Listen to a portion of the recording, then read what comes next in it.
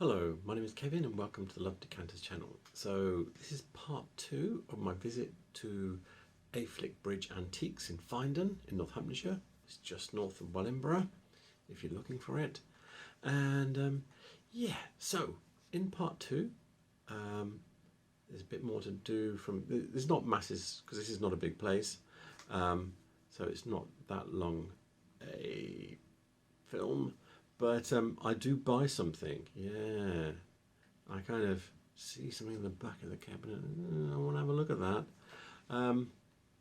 Condition's not great, but it was cheap, so that kind of balances out. It was something that goes with my collection, so yeah, I hope you like that. So here we go. Here's part 2 of my film.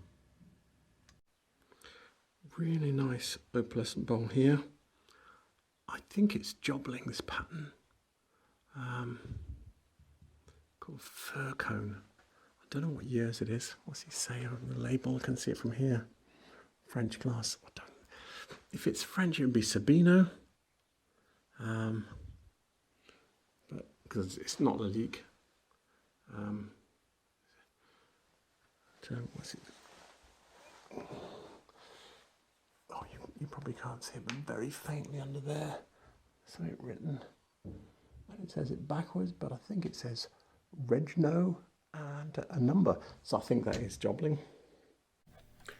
Did a quick search for Jobling fir cone and up it pops on 20th century glass. And yeah, so very nice. 1930s. So, and a rival to Lalique. Okay, so now they did other patterns as well. When I was looking in the search, lots of other patterns appeared. No, I'm not going to go back. Anyway, I thought, how much do these things cost? So went into eBay, looked at sold Jobling fir cone. It comes in other colours, so it's not all this lovely opalescent, but it seems cheap. Seems super cheap. This one here sold on the 31st of March. Best offer accepted from £13. So and it's a salad bowl. What does that mean? Do they take 12? Tenner? Yeah, that doesn't feel right at all somehow.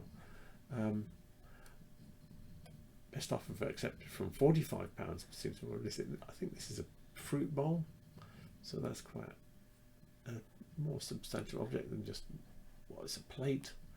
But yeah, they've got some other bits and pieces here. But yeah, I'm a little shocked at how low these prices are. For this is a rival for Lalique, and it looks like it's quite nice. You know, I would say it's not quite as classy as Lalique, but it's still nice stuff. Anyway, I'm a little surprised. Yeah, but it is what it is.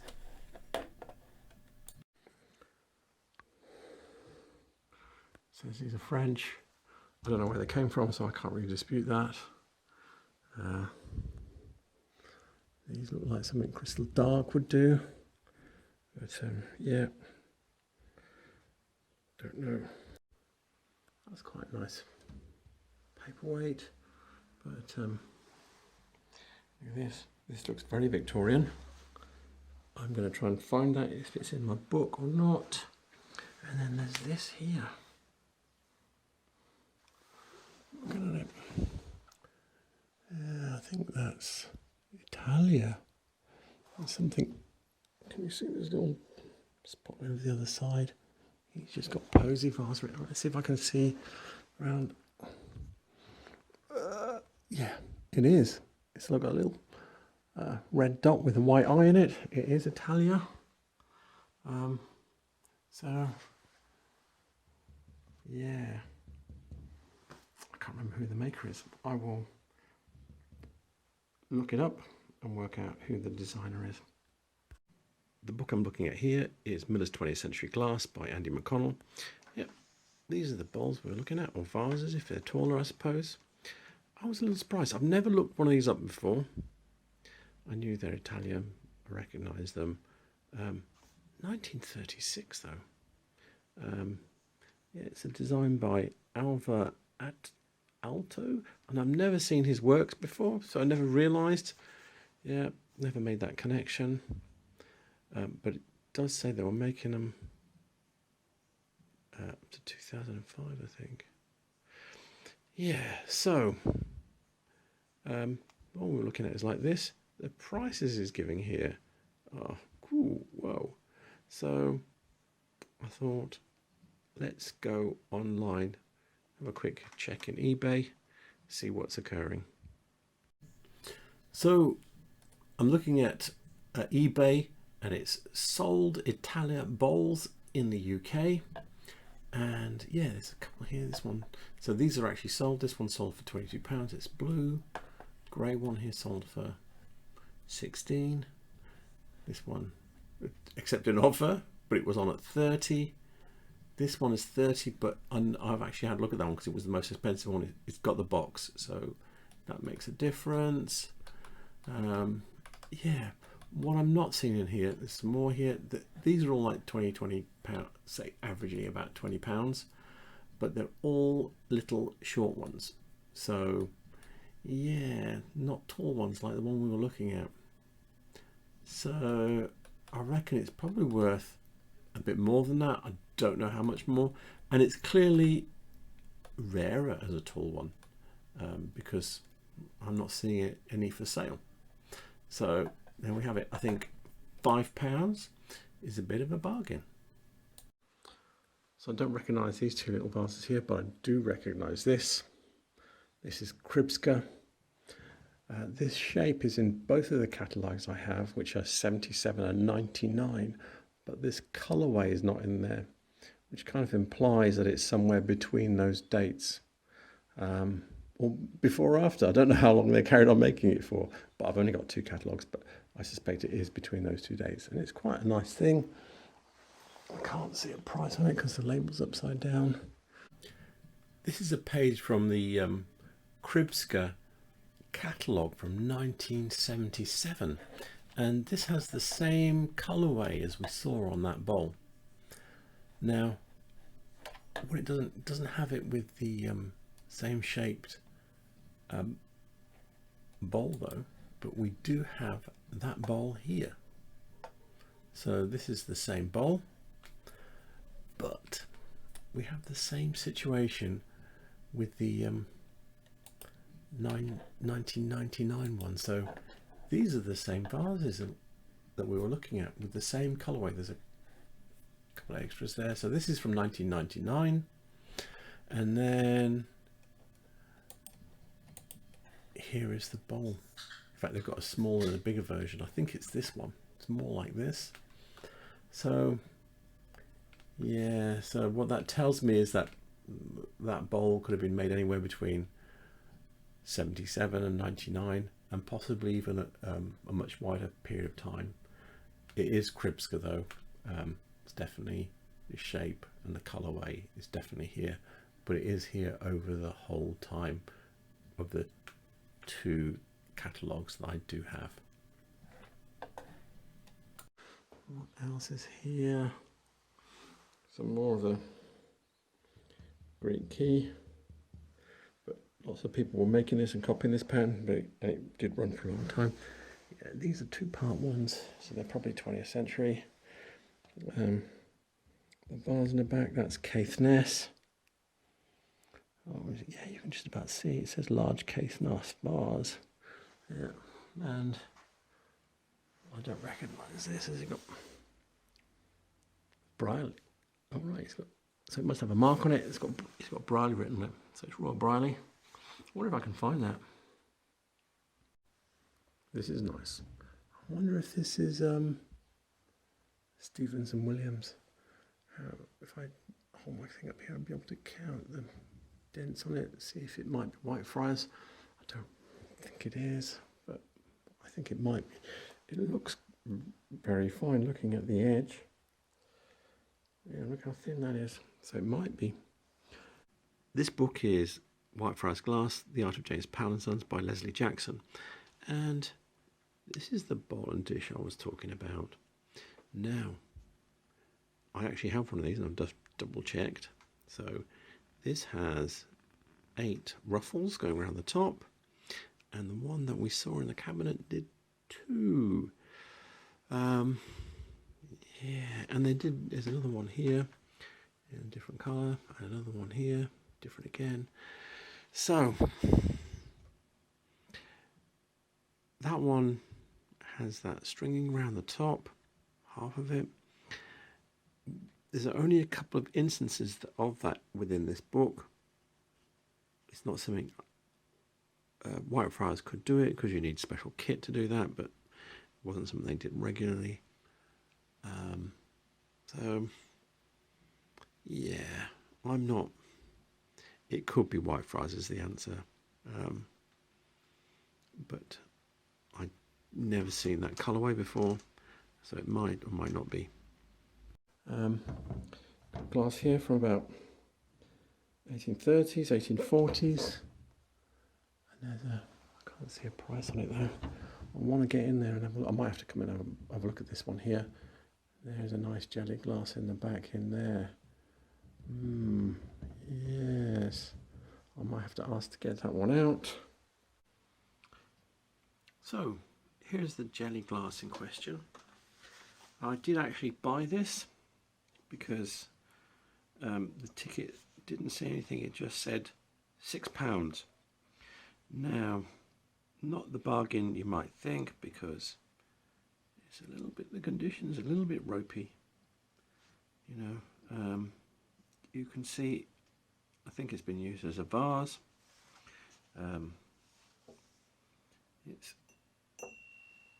Listen to that. Yeah, it's lead glass.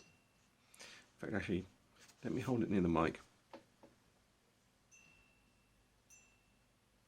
Yeah, you can hear that's got a nice long ring on it. So it is lead crystal. I think it's 18th century. It's very thin. A lot, the ones that usually, the ribbing is very deep. Yeah. Usually the ones that you see that are later, the ribbing is wider and softer. I won't describe it as opposed to this quite sharp ribbing. There's no stem at all, and I've seen some earlier ones with when they've got no stem at all. Either a lot of them have either a short stem or a little cushion stem or whatever, but the ones where it just comes almost down, straight down and plonks like this, and with a small foot, usually described as being earlier. On the contrary to that, though, it does have a polished pottle mark, and where it does hit the table, it's difficult to see because there's a few spots on here somewhere where it does hit. I can't find it now. Yeah, but there's a couple of quite worn patches on the base where it does hit the table, as well as the rim. Can you hear? So you probably, because the microphone's away from the screen here.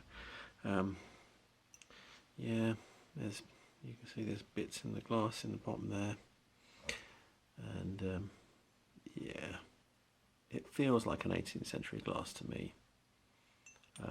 It is quite beat up though. So yeah, I did buy it in the end. From my website really, because I don't have one that's just like this. Let me see if I can find something close to it in my reference books. This book is Jellies and Sweetmeats by Therle Hughes, and yeah, this glass here, you can see basically there's no stem, it just comes crashing straight down to the foot. The foot's not very big. He's saying this is mid-18th century. These diamonds would be, yeah, that kind of says it is. I'm not so sure mine's that early, but I think it is 18th century. There's another one here with this one here where it's got virtually no stem or foot. That is a mid-18th century one, because that's when they were making these hexagonal ones. But obviously the bowl is a different shape. But the overall shape of the top of the bowl is different, but the overall kind of like profile of the glass, because you can see the later ones have a more round as opposed to just crashing straight down into the foot at the bottom. So anyway, that's my thoughts. Whether it's right or wrong, it's my thoughts. I think that's Thomas Webb mirror again. A bit more cranberry stuff. I think someone's pushed these out somewhere that I did. I think this might be in one of my books. I think it might be Stevens Williams or Richardson's or somebody. Yeah, I think I can look that up. This book is British Glass 1800 to 1914 by Charles Hajdemach. And yeah, I've never used this as a reference before. It's Smart Brothers, which is why I couldn't remember. I kind of like, oh yeah, there's a picture in here, blah, blah, blah. I never really looked. And although it's got all of this, it doesn't give me any comfort at all, because what it says here, this type of ruby glass, often referred to as cranberry, was made in large quantities, sometimes in backyard cribs, using remelted colour, which is basically broken glass. So actually, when I think on it, a lot of the cranberry I see, the quality of the glass is quite rough, so that makes sense. And it might seem a funny thing, but I live in Northampton. In my previous house, I couldn't run any kind of business unless it was a shoemaking business. And the only one that I couldn't do in relation to a shoe business was I couldn't have a tannery in my backyard. And a lot of the houses here, in the older houses, where they would have a garage, they have like a 2-story brick shed, which would have been a shoe factory. Anyway, or a mini shoe factory in someone's back garden. But anyway, yeah, it doesn't help me at all. In fact, it really throws you into the wilderness as far as cranberry goes. And then got another piece of Davidson straw opaline there. That's quite nice. There's another really small jelly glass in the back there. Again, I can't see the label. And then you've got this high Victorian piece of pressed glass here. I'm not even sure, some sort of serving bowl. A bit more glass up here. I've seen these before. I don't know if you can see it. See it very well from this. I don't think it's Kripska. It might be Murano. But yeah, I don't know. Don't recognise these either. I've seen these ones listed as Murano. I don't know. But interesting little piece of pressed glass at the back there. I've seen that before. I think it's Sowerby or Davidson's. But I think I can find that. I'm looking here at the Sowerby catalogue for 1878. It's a colour section of it. And here is the little vase, posy vase, whatever it is we were looking at. Match holder, not sure. But here it is. It is pattern 1154. There's also variation on this. Look here. 1154-2, where they've basically, it's the same thing, but they've pressed the top out while it's still warm. But it's also, because it's black and white, you can actually see it more clearly than you can with the blue one, which is a bit vague looking. Anyway, so there you go. It is Sowerby, and it's not in the 1874 catalogue, so it's around this part time. And And then a bit, I think that might be Davidson's as well. The book I'm looking at is The Identification of English Press Glass by Jenny Thompson. And here we go. Here's the little basket we were looking at. Yeah, and I got it completely wrong. It's Edward Moore and Co. So it's still South Shields, so it's still a northeastern firm. And it's this number here, I think, yes. And so it's from 1888. There you go. This is quite cool. High Victorian. You'll probably never figure out who made it. Piece of, I can't remember what it's called with the little things on it. It's for candles, but yeah, that's eluding me at this moment. You know how it goes. As soon as you look at the video again, oh, I should have known that word. It's luster. It's a luster. So I piled through several books and I actually couldn't find any examples in the books. And they're kind of a, you know, super Victorian, out of fashion thing. There's a pink pair here. I think these are quite a bit fancier than the ones we were looking at. For the date they're giving them is 1880. So these are the kind of fancy things people would have on their very busy mantelpieces, with all of their knickknacks and, you know, stuff on their mantelpiece that they would have in Victorian times. And this just to make it look a bit more crowded with candlesticks in. So why not make your candlestick as super fancy can be? And yeah, there's a few different ones here. One thing I have noticed, and I wasn't sure how to spell it, was it spelled L-U-S-T-E-R or L-U-S-T-R-E? And I couldn't remember. I was trying to think that out. And in actual fact, I've done the search for L-U-S-T-E-R, and some people are spelling it L-U-S-T-R-E. So I don't know what's right. I suspect T-R-E is probably correct. Just feels, it was the one that was in my head and I was thinking, but that's not how it's said. But anyway, or spoken or pronounced even. But anyway, it's a luster and it's probably late Victorian. And there's a nice rummer here. That's really nicely engraved. I wonder if it's French or something, because look at how it's made down here. Yeah, very different. And then I recognise this is from Malta. I know because I bought one of these in Malta with a bird on it for my wife when I was there working one time. And yeah, I don't recognise this bowl. And there you go, decanter and Tantalus.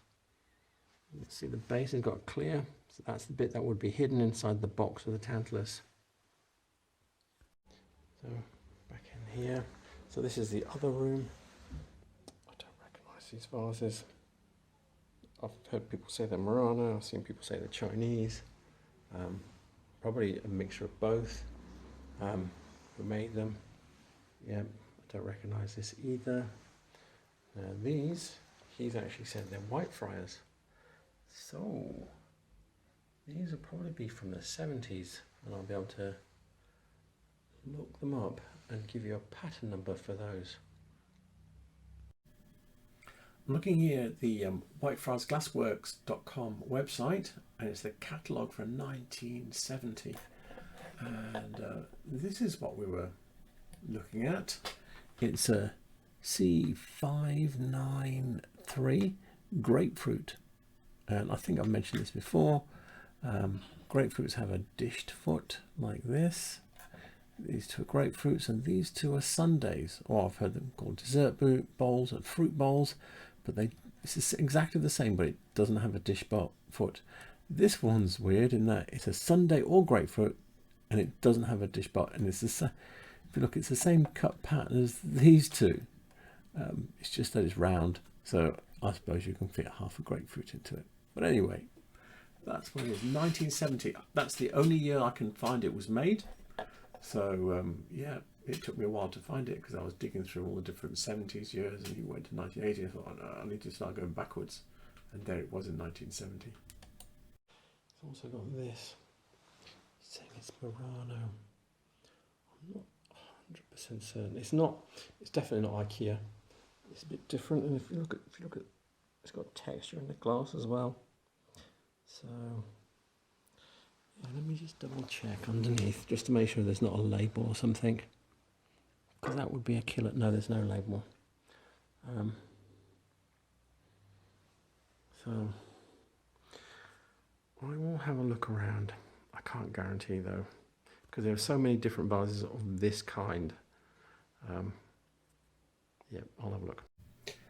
I quite struggle with the Murano attribution without more detail, years or manufacturers, because it's an easy one to throw out. So just to show you what I mean, so that kind of bowl was made by quite a few different people with very small variations on it. So this is a modern one. If you remember in part one, we were looking at Tyne Valley Glass Studio, and this is a modern one produced by them. I really quite like this one. I think this is quite a sexy bowl. It's different from the others. And this pattern, this C pattern, looks fantastic. And then if we go, here we go. It's Whitefriars. Theirs is a bit more tipped up at one end, but you've still got the idea with a different colour pattern. The ones which are all one colour, there's even more of those. But anyway, so this is another two-tone one. I also know this is from the whitefriarsglassworks.com website. This is a 1956 catalogue. And then this is, I know this is two-tone, but you can't see it in this picture because it's just a drawing, but this is Magna, a Norwegian company, 1958. This one here, which is again that same type of thing. So I could probably hunt for a couple of days and come up with several possibilities for that bowl. And it's the same with the sort of like straightforward oval ones, which are just like this, which are one colour. So it's a really hard attribution unless you've got some extra little detail. It is a really nice bowl though, because it's not just your standard, like the Whitefriars one is just a single colour, and I think the Magnum one is as well. So it's kind of like somewhere between the Tyne Valley one, or if Tyne Valley was to do a brown one, they would do it like that, and these ones. So yeah, it's still a really nice bowl, but I'm not sure of that attribution, but it is good. So there we have it. If you are local to me, and I think some of my viewers and subscribers are local, I think I found you a new location to go and check out. Yeah, and Finedon's quite nice. There's not that many shops, but it's got some nice buildings and stuff, and the church is very nice. So yeah, go and check them out. It's a good place. And so as usual, all references I used will be in the description below, as well as the address and phone number for Affleck Bridge Antiques. And please remember to like and subscribe. Thank you for watching, and have a good evening. Bye.